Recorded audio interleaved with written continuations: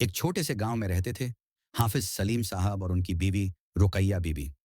दोनों बूढ़े हो चले थे, लेकिन दिल में सुकून था।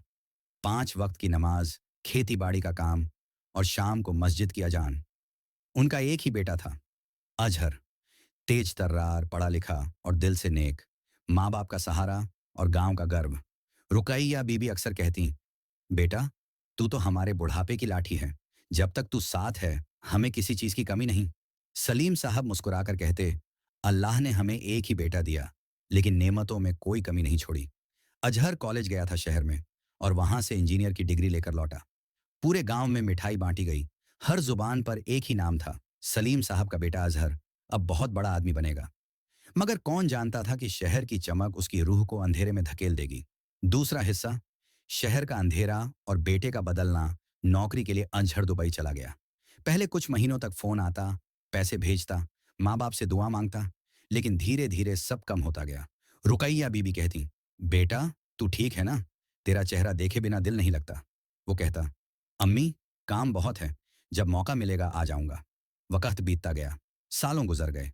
अब अजहर की आवाज में तकल्लुफ था, जैसे रिश्ता सिर्फ फर्ज रह गया हो, मोहब्बत नहीं। शहर की चकाचौंध ने उसे बदल दिया था।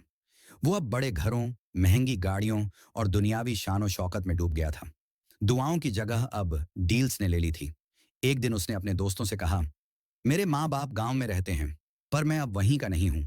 अब मैं दुनिया देख चुका हूं। सलीम साहब को जब ये बात किसी रिश्तेदार से पता चली, तो उनकी आंखें नम हो गईं। जिस बेटे के लिए हमने पूरी जिंदगी सिलाबुन दी, वो अब हमें बोझ समझता है। तीसरा हिस्सा, तन्हा माँ बाप और खत। महीनों तक अजहर का कोई फोन नहीं आया।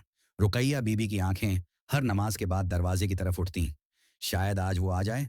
सलीम साहब ने एक खत लिखा, बेटा अजहर, हम ठीक हैं, पर तेरे बिना दिल नहीं लगता। तेरी अम्मी अब कमजोर हो चली हैं।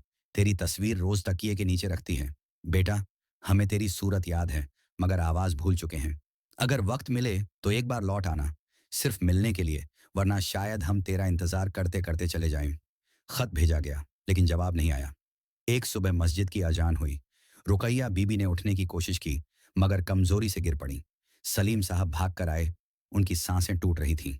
उन्होंने बस इतना कहा, सलीम, अगर अजहर लौट आए तो कह देना, उसकी अम्मी उसे माफ कर चुकी है।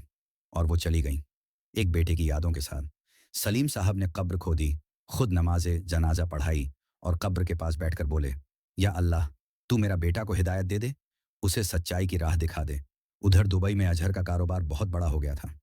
महल जैसा घर, नौकर, गाड़ियां, सब कुछ। लेकिन उसी रात जब उसकी माँ का इंतकाल हुआ, वो एक बड़ी पार्टी में शराब पी रहा था। अचानक उसके सीने में दर्द उठा। वो जमीन पर गिर पड़ा। दोस्त भागे, अस्पताल ले गए। डॉक्टर ने कहा, आपको हार्ट अटैक का खतरा है, कुछ दिन आराम की जरूरत है। वो आईसीयू में लेटा था। नींद और होश के बीच उसे एक सपना आया। उसने देखा, एक बंजर जमीन है और दूर उसकी मां खड़ी है, सफेद कपड़ों में, मुस्कुरा रही हैं।